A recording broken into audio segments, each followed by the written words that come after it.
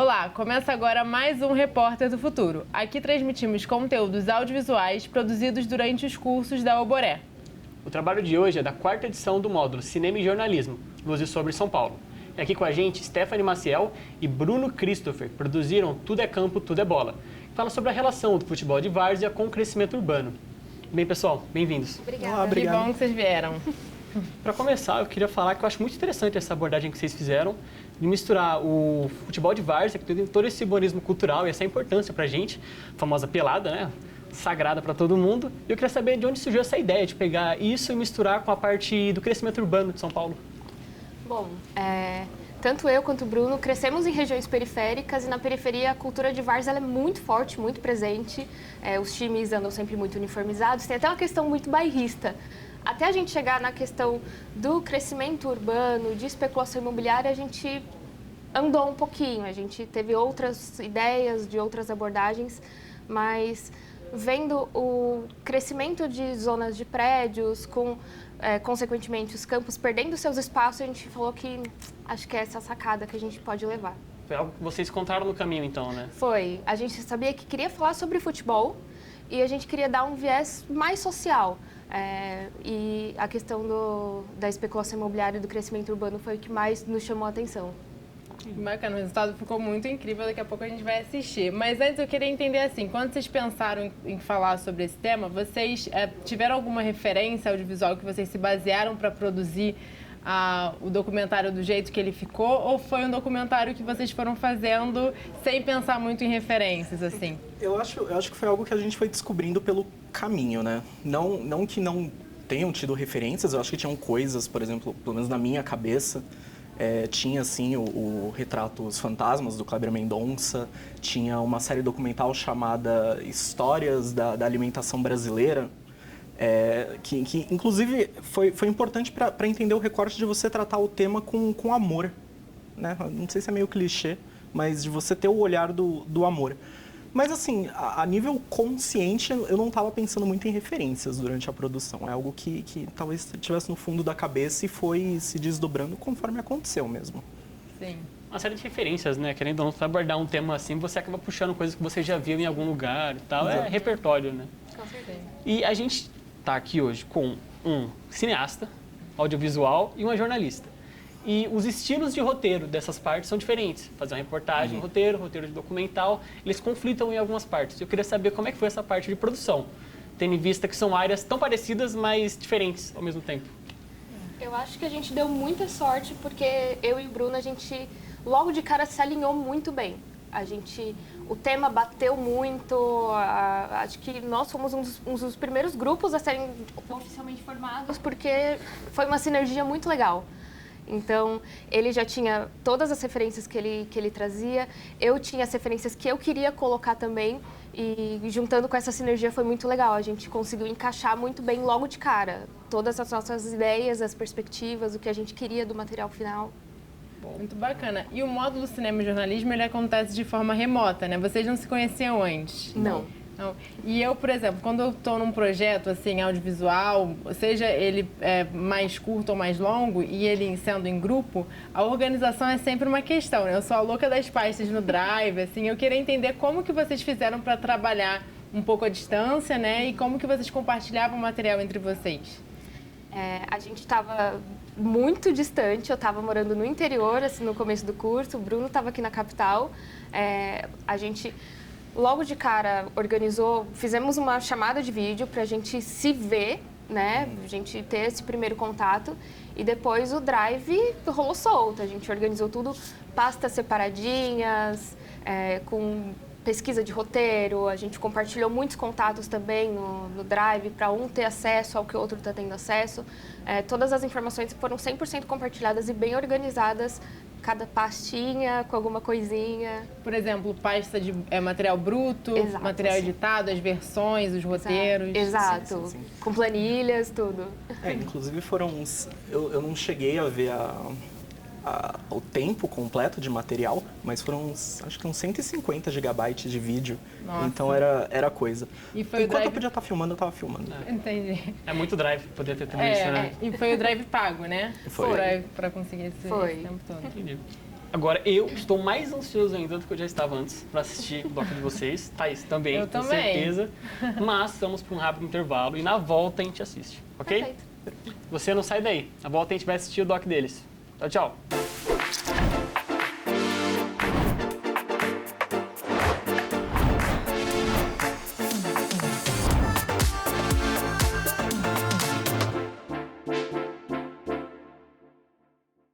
E aí, pessoal, tudo bem? Tá assistindo o programa e ficou com vontade de participar do projeto Repórter do Futuro?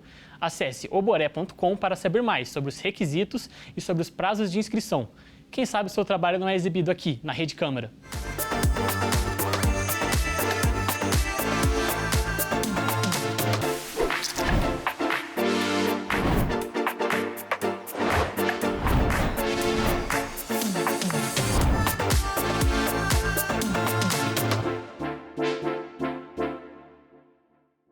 Voltamos e agora vamos assistir ao documentário Tudo é Campo, Tudo é Bola, produzido durante a 4ª edição do módulo Cinema e Jornalismo, da Oboré. Roda aí.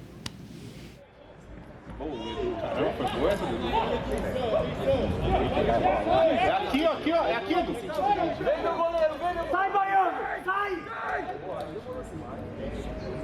Miyagi, uma posição. Marco Jogos. Boa, Miyagi e o Carioca. Para aí! Para a jogada aí, É isso!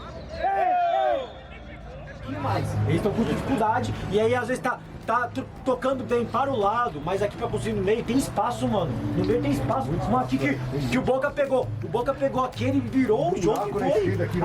Aqui as ligações Mas é diretas. isso que eu tô falando, em vez de a gente forçar a bola, porque tudo bem forçar uma vez ou outra. Agora não pode ser todo lance, cara. Vamos fazer o básico, fazer a bola girar.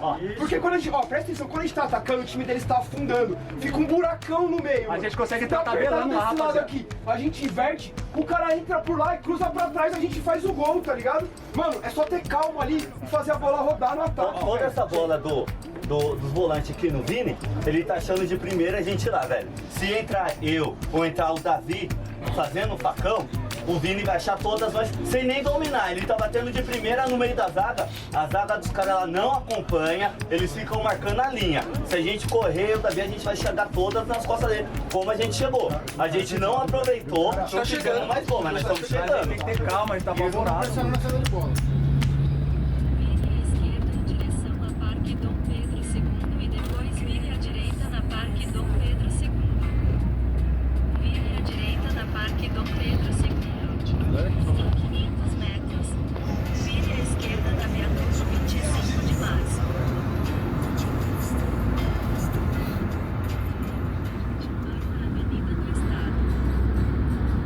Tem uma coisa que a gente tem estudado, assim, e tem tentado trazer de uma forma ou de outra, é disseminar essas várias chegadas do futebol no país, né? A gente tem essa ideia principal do Charles Miller, né? Que ele vai à Inglaterra e ele se depara com o esporte lá e traz para cá. Isso acontece principalmente ali no período de 1894, ali na Várzea do Carmo. E é interessante porque a primeira partida, teoricamente a primeira partida de futebol, ela acontece na Várzea. Não tem periferia na cidade de São Paulo que você não pergunte ali, olha, tem time de Várzea aqui? Tem vários, cara. Camisa de times dos grandes você vai ver em todos os cantos. Mas é muito interessante dos times de futebol de Várzea porque eles trazem consigo uma característica que é demarcar o lugar que ele é. Ele tem uma identidade, ele carrega uma identidade. Então você pode estar com a camisa do seu time. Meu time, por exemplo, Raridade, que é ali da região do Jardim Robru, Vila Curuçá. Cara, se eu tô com a camisa do meu time e eu ando na Zona Sul, vão ver que o meu time é da Zona Leste. Pô, nossa, a camisa de time de Várzea, mas de onde que ele é? É uma demarcação, assim, esse orgulho de se pertencer, né? De transformar isso mesmo, né? Isso é muito forte na periferia, cara, muito forte.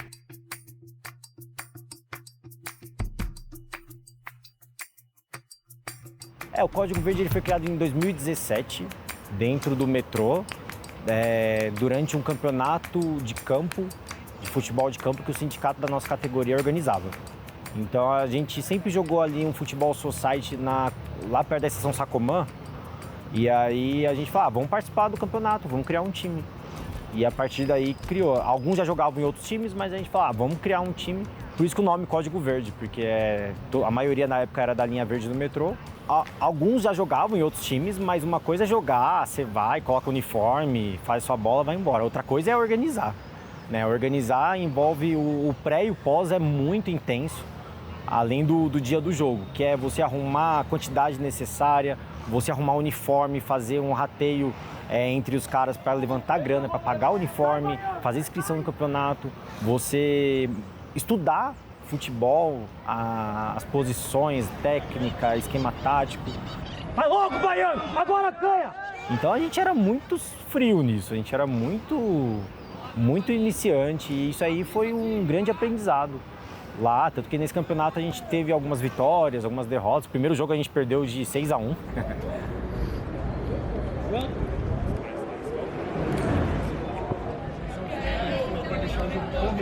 Não vai acontecer só um tiro, vamos ficar ligeiro. Não fala pro juiz, só para quando ouvir o apito. Esquece o resto. Peraí, no apito. Boca é capitão. Gente, qualquer erro, qualquer acerto, vamos vibrar dentro de campo, mano.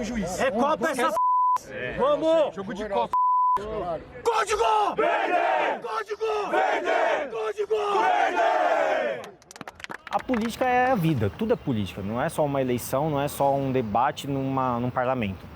Mas a política é vida, o nosso salário é política, a nossa família é política, nossos problemas do bairro é política, problemas na educação, saúde, nosso trabalho, tudo é política. E o lazer também é política. Olha, meu padinho, avisa, time! A gente vê esse processo de transformar muitos campos de terrão em grama sintética. Por um lado é bom, é uma reivindicação de muitos, assim, nem entro no mérito se é certo ou errado, mas quebra um pouco ao meu ver, quebra um pouco esse romantismo que tem pela Várzea. Que a gente tem que ter romantismo também, não é só futebol, técnica, vontade de ganhar. Tem uma relação de identidade ali e eu acho que o campo terrão ele traz muito isso. Eu lembro de você falando que tinha algo de jogar no terrão. Tem uma emoção, assim, o terrão sobe, você chuta uma bola, sobe aquela terra, parece que você tá em um campo minado. Assim, aquele final do jogo que você fala, caraca, que da hora, que foi uma batalha campal, mas foi... A Várzea hoje é política também. A Várzea é uma ocupação, uma resistência hoje ao futebol moderno, que assim como qualquer atividade física, qualquer esporte, qualquer aspecto social é mercantilizado. Né? A lógica do dinheiro que impõe algumas regras e a Várzea é uma resistência a isso.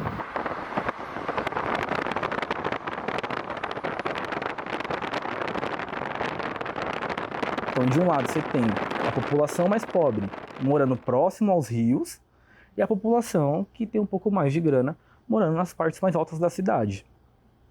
A Várzea do Carmo está numa parte mais baixa, então o que a gente vai ter ali é uma população negra muito forte, principalmente de lavadeiras, são as famosas lavadeiras do Carmo, né, que é muito bacana que elas tinham esse rito de lavar as roupas ali, era uma atividade econômica, inclusive. E é imaginar essa primeira partida nesse lugar. Então, assim, a gente vive esse momento, cara, mas assim, isso não é de hoje, né? Essa perda de campo, cara, isso acontece faz tempo. Não, essa própria expulsão dessa galera que tá nesses bairros, assim, Barra Funda, que em 1930 e 40, Barra Funda era um bairro distante do centrinho, né, do Triângulo Central. Era um bairro de pessoas pobres. E como que esse bairro vai se transformando? E como que essa galera vai sumindo dali? E esses campos também vão sumindo. Gente, a hora que eu mostrar as imagens aéreas para vocês vão ficar abismados da quantidade de campo que sumiu. Aí é uma pergunta que a gente está se fazendo, né? Cadê o campo que estava aqui? Cadê a memória dessas pessoas que estavam praticando esse esporte aqui? A gente tem esses processos, né, dentro da cidade. Então a gente tem um primeiro grande processo, que é essa expulsão dessas pessoas do Triângulo Central, ali próximo do Triângulo Central. Eles vão para essa região mais próximas ali, Várzea do Tietê ali, Barra Funda, e depois atravessam um rio e vivem em um outro momento da cidade, ali na década de 50, então, principalmente Casa Verde, nesses bairros que eu já tinha apontado.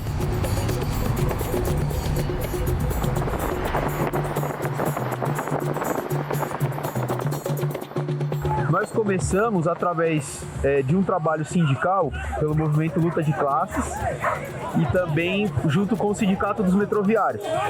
A gente tinha uma quadra, a famosa quadra dos metroviários, e a gente conseguiu marcar alguns bate-bola informal dentro da quadra. Depois que veio a pandemia, a gente parou, aguardou o momento de voltar e começou a voltar mesmo as coisas e aí eu entro. E aí eu liguei para esse cara aqui, meu parceiro, e falei, cara, preciso de ajuda para dar continuidade do projeto. A proposta do Formigueiro, e o que me seduziu foi unir essa proposta de politização com a de um time competitivo. Se a gente conseguir competir na várzea, porque a gente acredita que a nossa ideia ela vai ter mais aceitação dentro desse contexto se a gente conseguir competir esportivamente com essas pessoas.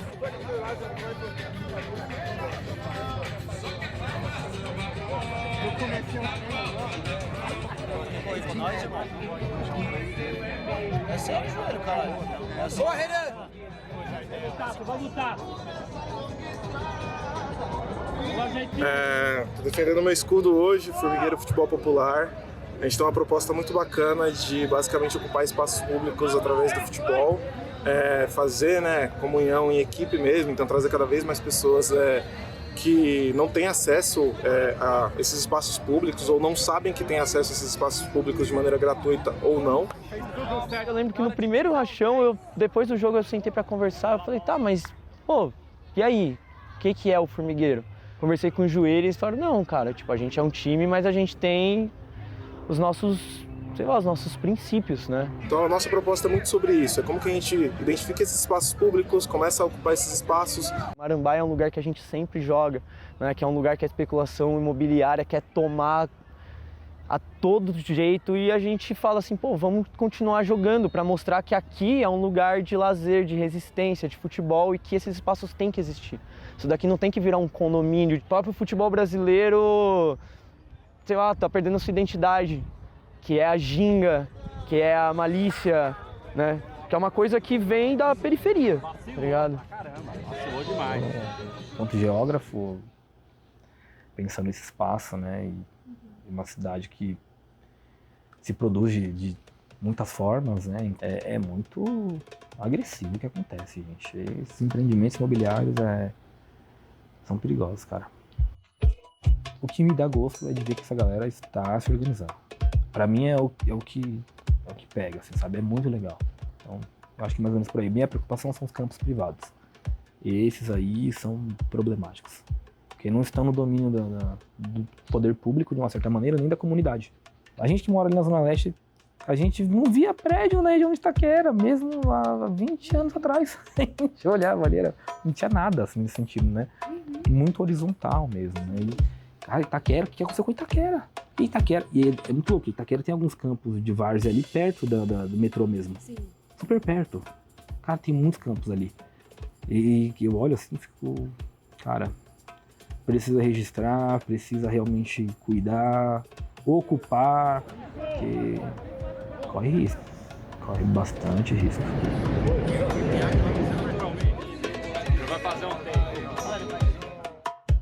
Aí, obviamente, conhecia todo mundo, então ia na Elipa e, obviamente, sempre jogando bola. Então, o resumo é isso, tá? Minha infância inteira, meu filho tá aqui assistindo eu falando pra essa câmera. Meu filho também, com toda a oportunidade que eu tenho, eu trago ele pro futebol varziano, pra ele ver como é, ele fazer parte, ele viver essa construção também.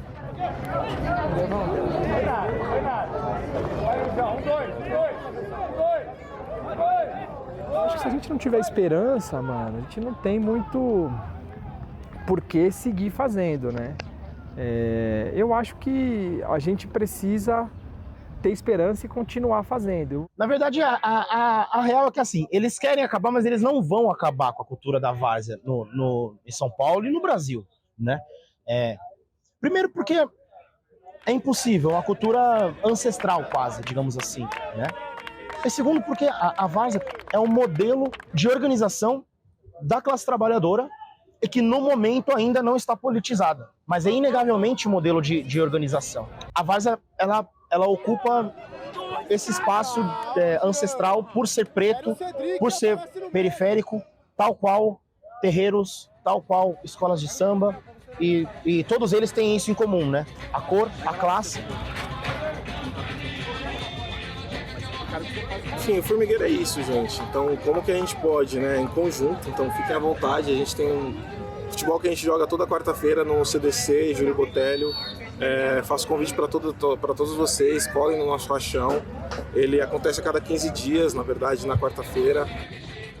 A experiência vai evoluindo, mas assim, disposição não falta para jogar uma bola dentro da quadra, mas para trocar uma ideia, numa mesa de boteco, no local de trabalho, e a gente evoluir, incluir cada vez mais gente nesse debate tão importante.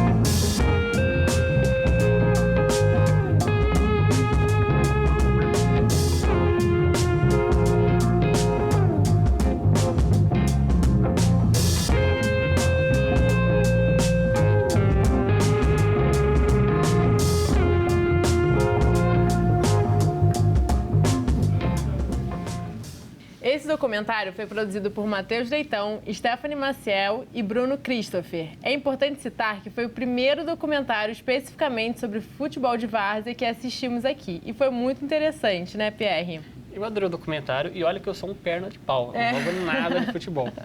Mas o detalhe que me chamou a atenção foi a questão do áudio de vocês, especialmente naquele começo em que mostra toda a equipe conversando e se preparando para o jogo. É como se quase que a gente estivesse lá no meio. Então, acho que como toda a parte de produção, foi algo que aconteceu, você descobre fazendo, né?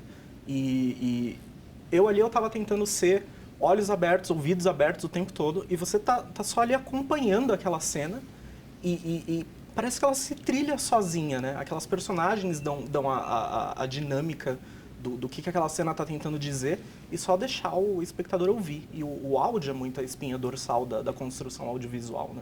Uhum. Eu sempre parto daí. O vídeo não é exatamente secundário, mas primeiro o áudio.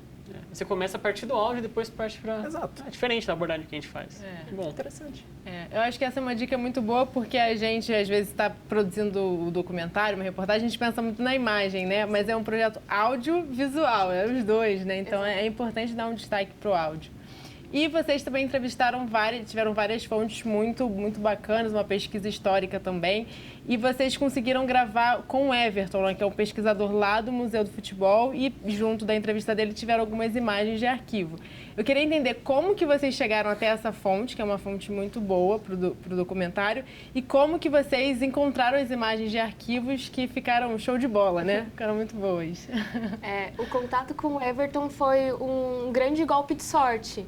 A gente partiu do princípio de, em uma das nossas conversas, a gente está falando sobre futebol em São Paulo. Que coisa mais interessante do que a gente conseguir gravar alguma coisa no Museu do Futebol, que é num espaço muito conhecido por todos os paulistanos. O estádio é incrível, muita gente já frequentou. E foi uma troca de e-mails com o pessoal do marketing. A gente queria um acesso para gravar alguma coisa dentro do museu. E uma pessoa do marketing falou assim, pô, legal, a gente consegue autorizar sim. Mas tem uma pessoa aqui que ela estuda várzea. Você não quer trocar uma ideia com ela? E aí a gente chegou no Everton, que foi super generoso com a gente. Inclusive, muitas das imagens de acervo que a gente tem é do acervo pessoal, da pesquisa acadêmica dele, que está sendo usada agora no museu também, como uma exposição de várzea que acabou que a gente trabalhou junto. Nossa, que grande sorte, mas a sorte também só acontece que vocês foram atrás, né? Exato. Então foi uma coisa que complementou. Que bom. Perfeito. Boa. E eu reparei que vocês pegaram bastante locações mesmo, né? Indo lá nas partidas, nos jogos, e parece que são locais bem distantes, né? Bem periféricos, assim, bem afastados. Eu queria saber como é que foi para vocês selecionarem esses lugares, chegarem até lá e também encontrarem com os entrevistados, fazer esse filtro de quem se conversar, quem vai passar. Essa parte da produção é trabalho da Stephanie, ela que fez esse corre. E aí, assim, você ver o dia que esse pessoal ia estar jogando e chegar e tentar conversar com as pessoas. Na gravação do Formigueiro, eu cheguei, a Stephanie chegou depois, né? E eu tava perdido, eu tava até um pouco assustado, assim. Mas é você fazer o jornalístico, né? De ir pra rua e falar, oi, posso conversar com você? E as pessoas falam, elas querem falar. Uma coisa que a gente descobriu fazendo esse documentário é que a nossa maior ferramenta é a nossa cara de pau. Então a gente ia até o lugar, conversava com as pessoas, às vezes até sem a intenção. Acabou que muitas das nossas fontes a gente descobriu fazendo também. Nossa, então foi uma grande descoberta, porque o trabalho jornalístico é bem isso, tem que falar, né, com as pessoas. Foi. Gente, obrigada por vocês terem vindo aqui. Foi incrível conversar com vocês e assistir o documentário, que foi muito, muito bem pensado, muito bem roteirizado. Esses fontes são muito legais. Mas por hoje o nosso programa chegou ao fim. Por hoje é só, mas espero vocês de novo com outro projeto aqui, ok? Com certeza. Show. E obrigada a vocês de casa por ter ficado até agora com a gente. Nos próximos episódios conversaremos sobre outros temas. Você não pode perder. E não esqueça de se inscrever em youtube.com/Câmara São Paulo.